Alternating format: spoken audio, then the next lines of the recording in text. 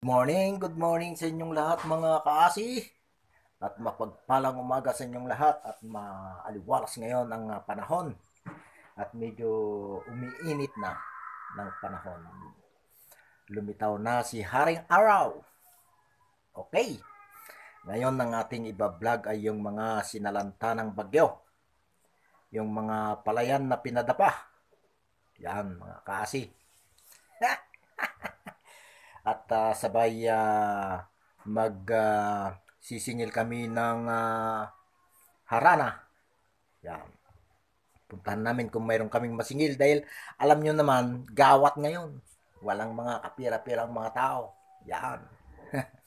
Kaya, okay guys, samahan nyo ako. Ito muna mga kaasi. Pag bago lang kayo sa aking YouTube channel, mag-subscribe na kayo at pindutin ang notification bell, yung bell, para lagi kayong updated sa aking mga binibideo at don't forget to share and like and comment. Okay? Okay na, kasi bago ang lahat, mag-intro muna tayo. Yan. Intro muna.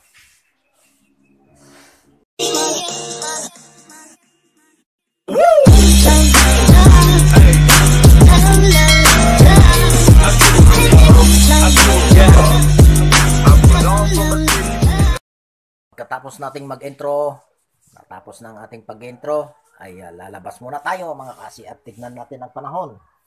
Yan. Okay. Yan o. Maaliwalas na.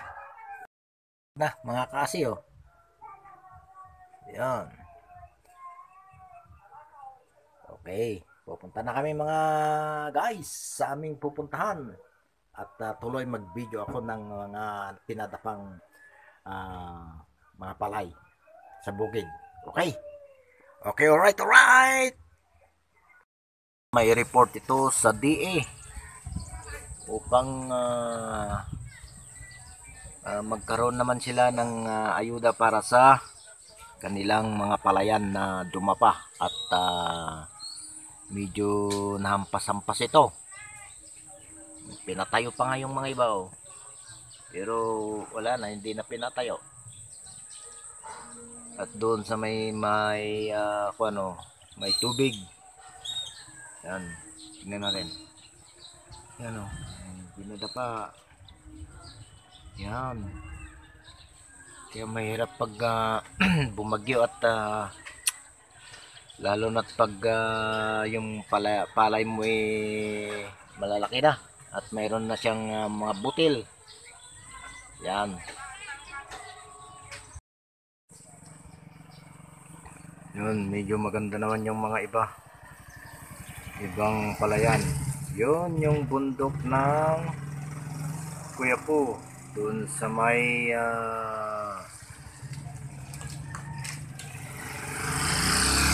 pinapasyalan.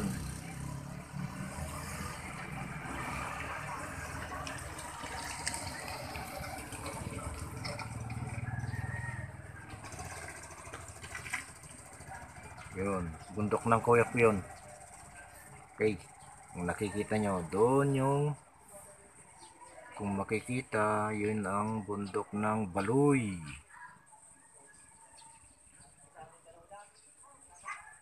Ito naman yung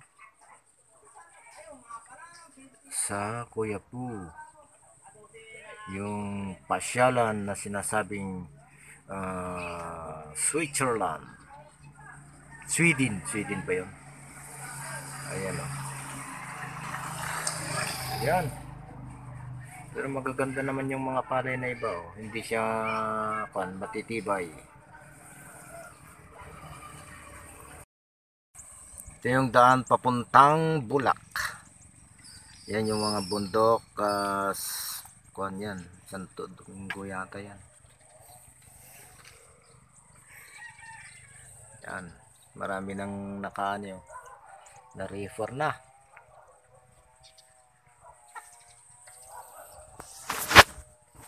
Nakapismas ako Yan. Face mask. kami naniningil ng harana.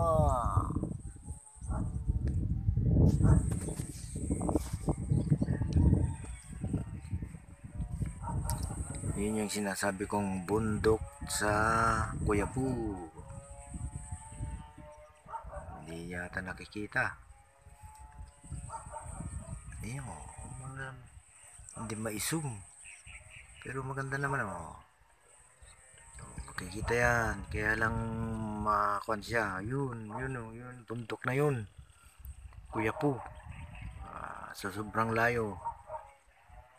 Pag hindi mo sinom, layo na Yun, Ayan na. Init na dito. Yan. Hindi kaya against the light? Ayun Hindi naman siguro against the light yan. Di ba?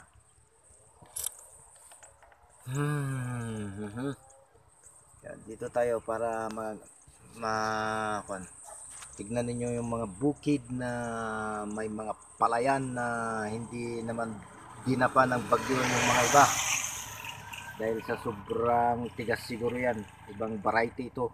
Pero ang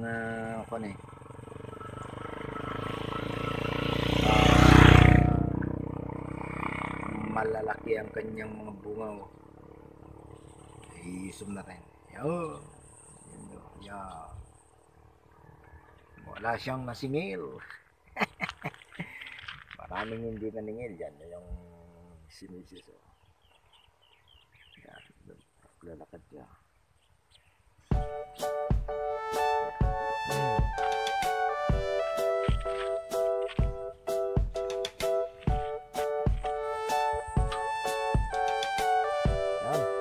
Bilisan mo.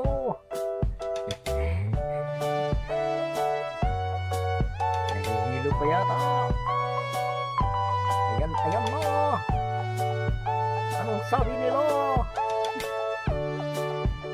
Ano?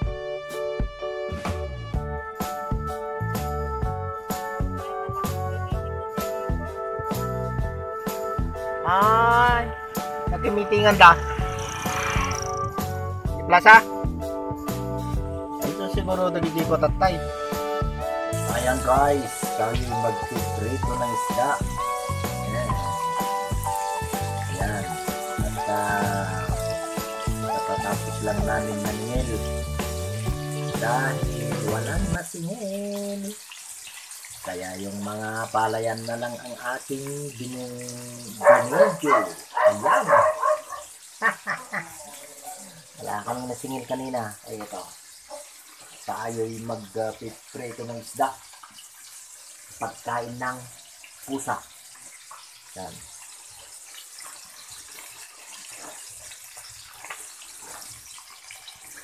Ito yung kakainin ng mga pusa mamaya. Bantay-bantay lang. At ang aming at ang natira ay aming lalagyan ng suka. Paksi ka nga. So yan Yes, yan ang dalawang natira. At yung dalawa at isang prito kahapon ay kakainin ng isda. Yan. Sarap-sarap, tikim-tikim, nyam-nyam-nyam. Yum-yummy. Yan.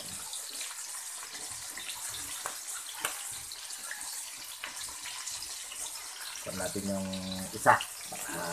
Nakita na. Masyado yatang maliwanag. Ganyan. Ay, maliwanag din. Ito yung kahapon kasi lumalagipit yung mga kon. Pinainit natin. Dahil pagkain ng pusa yan. Yun. Tumatalsik. Tumatalsik siya. Ay. Tumatalsik mga guys.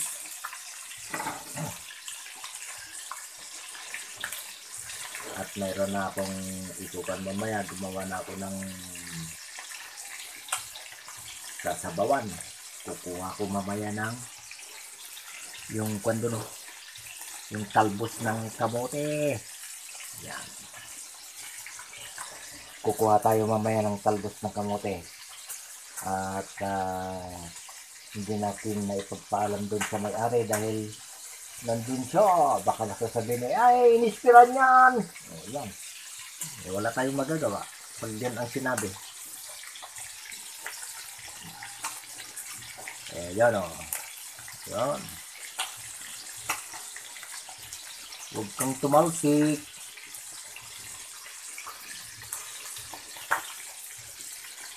Hindi pa konto. Baka, ay, kumapit na.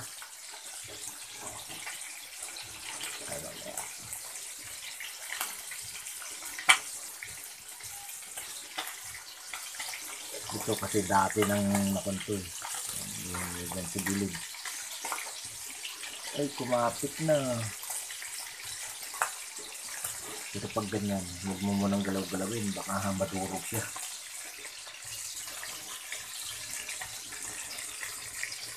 Ganito na lang gagawin dyan. Yan, ganyan lang. Yan, yan.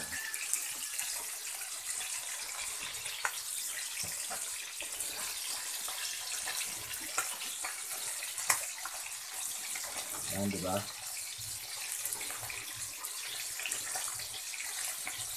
Hindi naman namin yung kakainin yan eh. Ang kakain dyan, pusa, karamihan. Baka ang kakainin ko lang dyan, yung ulo eh. Yes, you! Ah, diba? Habang nagpiprito eh, panay ang talsik ng kono. Ay, panay ang talsik. Panay ang talsik ng mantika. Ang sakit-sakit pa naman. Ano ba? Uy.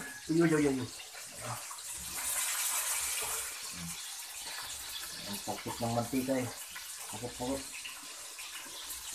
Yan. Yes, you. Ay, hindi yata na video ah.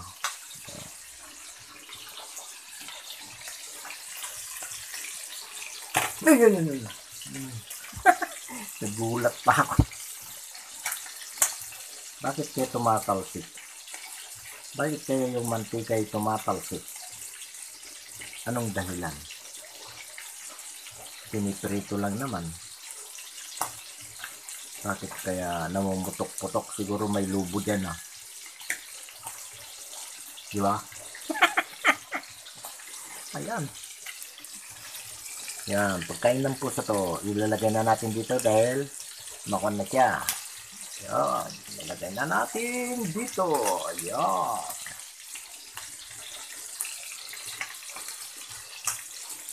Kunin pa natin yung isa. Medyo makransi na. Ayan. Yan. Natin dito.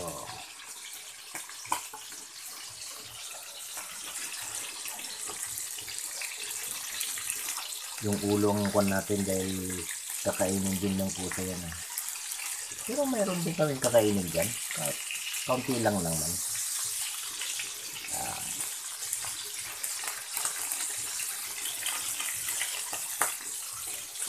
Tumatalsik yung kuwan ah.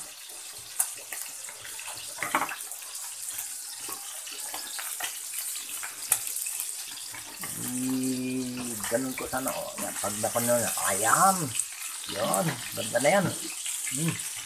Yan. Hanggang sa maluto na yan. Pag wala ng sit-sit niya, yung huli niya, yung parang kumukulo, yan, naluto na yan. Yan.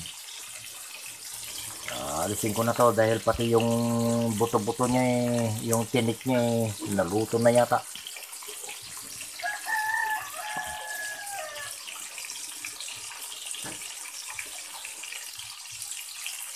Yan. Malapit na siyang maluto.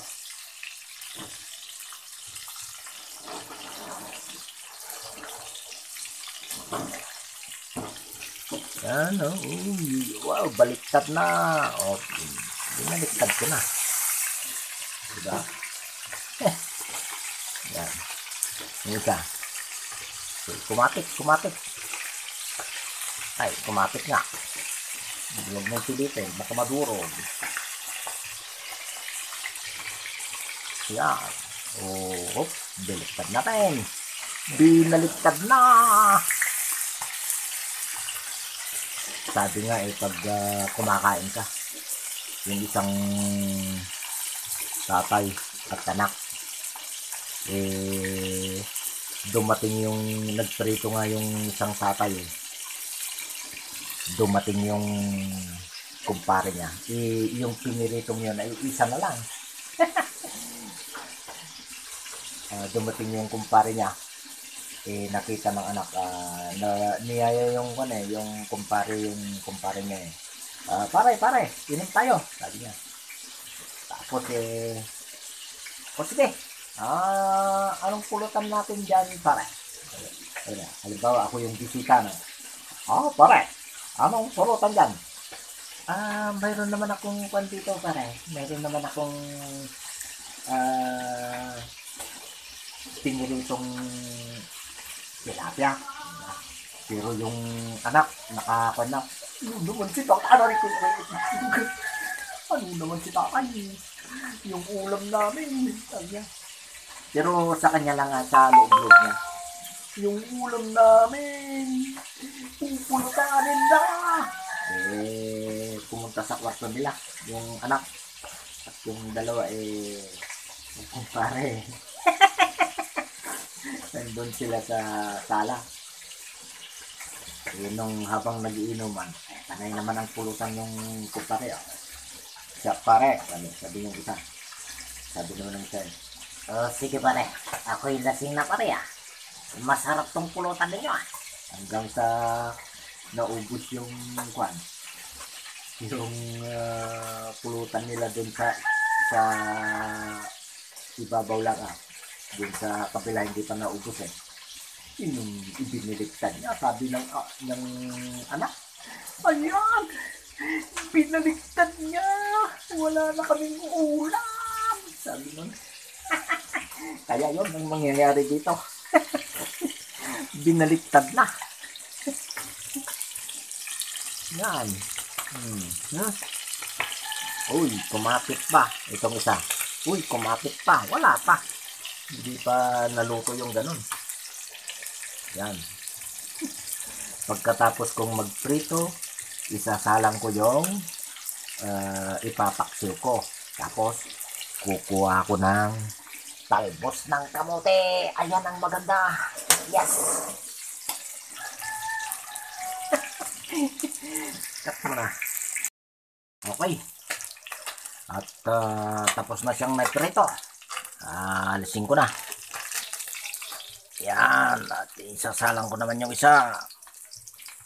Yan. Yan.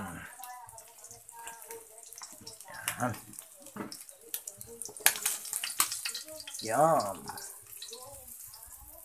Yan. Okay. Alisin ko dito. Isasalang ko yung isa. Yan. Diyan ka lang. Okay. Dalhin natin sa loob. Up.